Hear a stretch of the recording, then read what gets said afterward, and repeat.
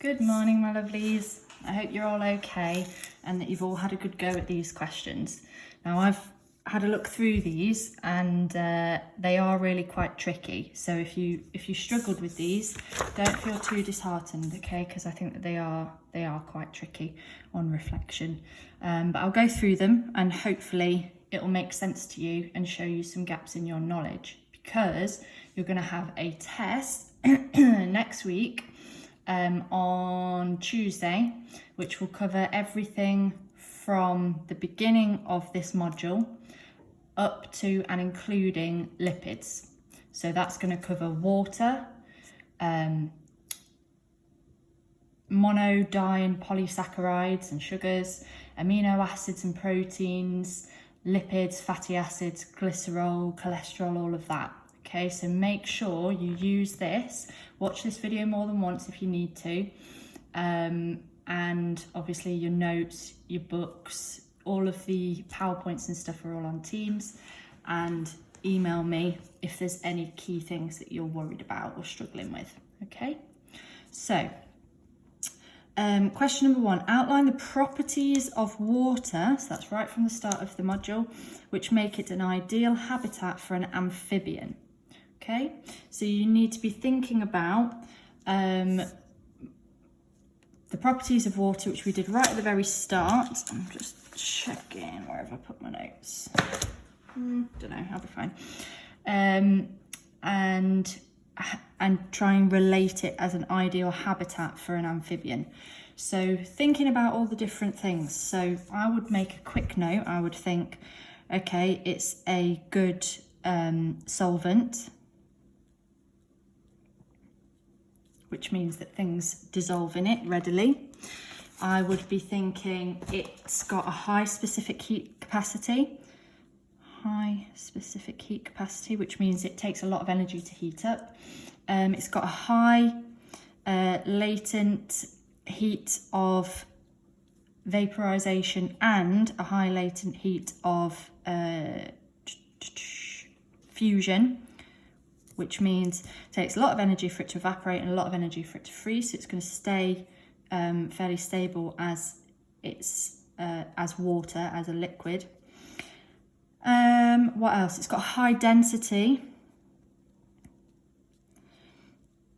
which means that any water that does freeze will float to the top so that life can continue to live underneath. It also means that the amphibian is more likely to be able to float on the top of the water because of the high density.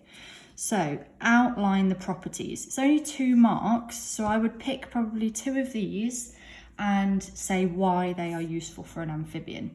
So there's no point in doing all 4 because an examiner will only take your first 2 answers. Okay, so that's a little tip for you. So you do the 2 that you think are the most relevant or you are the most confident about. So I'm going to go with specific heat capacity and latent heat because I think these 2 are very relevant for the amphibian. Okay, so water has a high specific heat capacity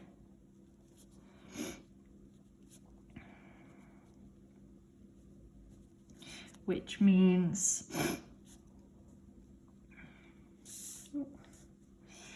it will take a lot of energy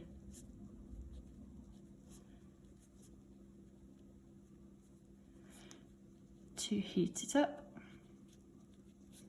I'm going to run out of room. Therefore, the temperature will be stable or constant. So we've got temperature stability. So that's my first point. My second point, I'm going to do latent heat. So number 2, water has a high latent heat of fusion. Can you see that? Yeah. and evaporation,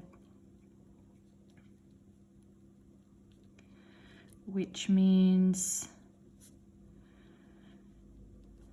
it will not freeze or evaporate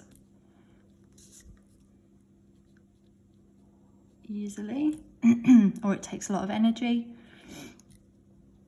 makes it a stable environment, or we have stability in the matter, stable matter, as in it will stay liquid pretty consistently. Okay. If you chose to talk about solvent, then you need to say that it's water is a good solvent, which means that lots of chemicals and molecules will dissolve easily in it. Relating it back to the amphibian, we'll have oxygen, which is dissolved in the water, which will be useful. The reason I didn't talk about that is obviously it can come out of the water and breathe the air, so I didn't go into detail about that one.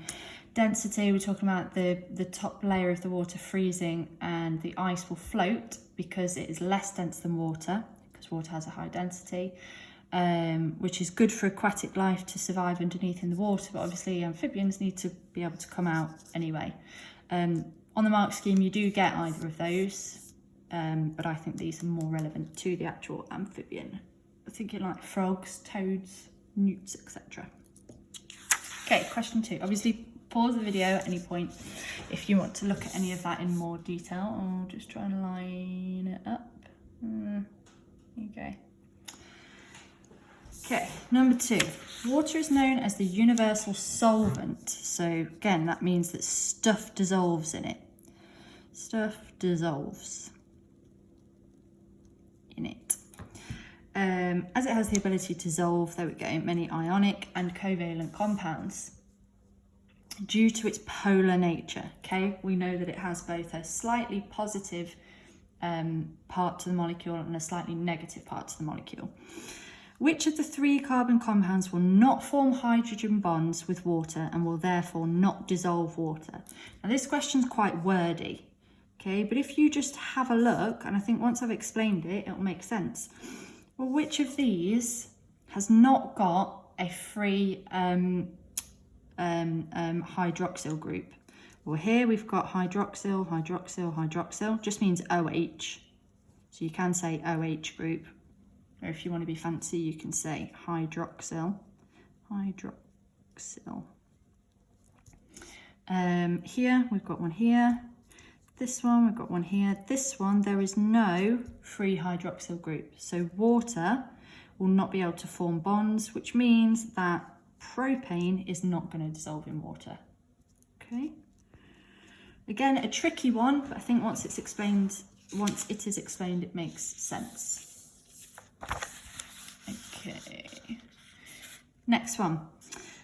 The table below shows 4 biological molecules and their component elements. Which of the rows correctly identifies the elements in each molecule? Now, if you think back to the Amoeba Sisters video that we had, and there was a bit where they were talking about cho, chon, chomp, chomp, but which is which? So sucrose, we know, is a sugar, or it fits into the carbohydrates. So carbs. Cholesterol is a type of lipid. Insulin is a hormone. Is it a hormone? Yes, it's a hormone. Had a brain freeze for a minute. Insulin is a hormone, and hormones are proteins. And then we've got ATP, which stands for adenosine triphosphate, so that we know it's going to include phosphate. So it must be one of those. Okay, so it can't be this one. So that eliminates B straight away. Okay. So what do these other things stand for? So let's just have a little check. So C is going to be carbon. We know that all 3 of them have carbon, hydrogen and oxygen.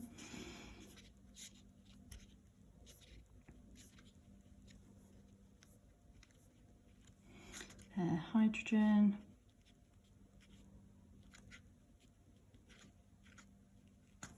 So let's just check. Yeah, they've all got it anyway, so that doesn't eliminate any. N is nitrogen, which is in proteins, not in lipids, not in carbs. So let's just have a look. Carbs, there's not any there. Lipids, not going to be that one. So it's not A. That eliminates that one. And P is phosphate, which we've already identified. Oh, and S. That's annoying. S is sulfur. Now then, if you've got either C or D, that's good, well done. Now I think this last bit is tricky because it all comes down to this one. And that, there's this tiny little bit in your textbook which tells you that proteins, amino acids, we know that they've got their R group. The R group is often carbon, hydrogen, could be a methyl group. Sometimes it can contain sulfur. Okay, so that is an important point. So let's write that in. So write this if you didn't know this. So all amino acids, which make up proteins, and insulin is a hormone, so it must be a protein. All amino acids contain C, H, O, and N, which hopefully you know. Some also contain sulfur.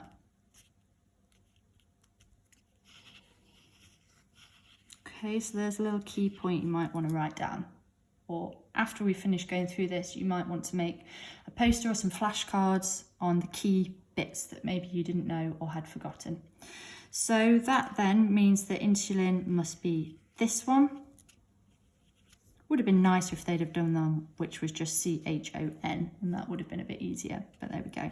But proteins, maybe you worked it out by process of elimination that proteins don't contain phosphate. So that gets rid of that one. So your answer should be C.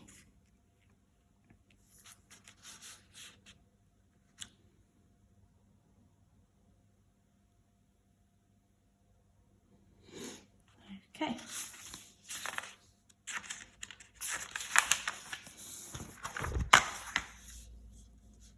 I'm going to pause it there actually and upload that for you because one, you're probably all waiting, and two, I don't know how much storage I've got on my phone. So I will upload that one and then check back for another link for the next lot. Bye.